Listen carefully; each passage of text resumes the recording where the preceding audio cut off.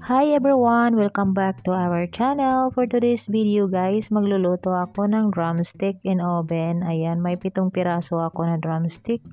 Hihiwaan ko lang siya sa gitna. Ayan, para madali siyang maluto.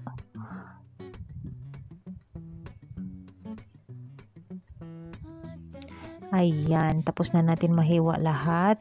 At imamarinate naman natin ngayon sa paprika. Ayan, naglagay ako ng paprika.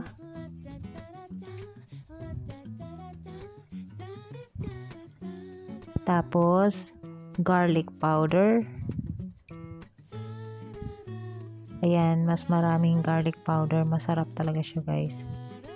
At saka black pepper. Ayan.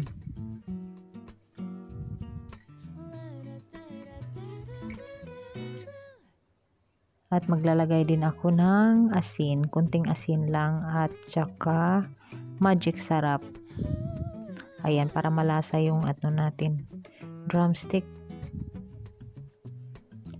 Pagkatapos, lalagyan natin ng baking powder. Ayan. Kunti lang baking powder at saka soy sauce, 1 kutsara. Tapos halu-haluin lang natin para ma-mix yung niya, yung mga nilagay natin na seasoning.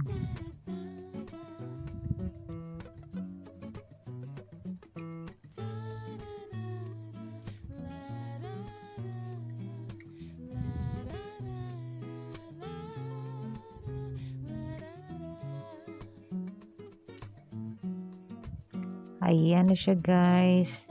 Tapos anuhan natin ng tinidor ang niya para sumipsip talaga yung lasa niya doon sa ng drumstick.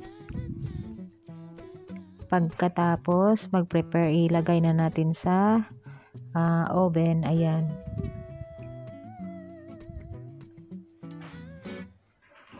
Ang pagluto nito guys ay 1 oras lang sa 200 Fahrenheit.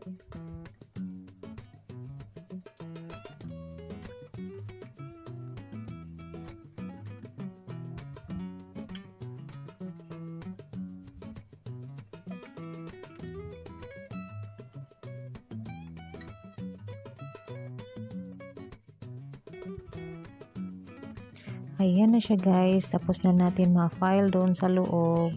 Lutuin lang natin ng mga 1 oras. At pagkatapos ng 1 oras, luto ng ating drumstick. Let's eat! Thank you for watching!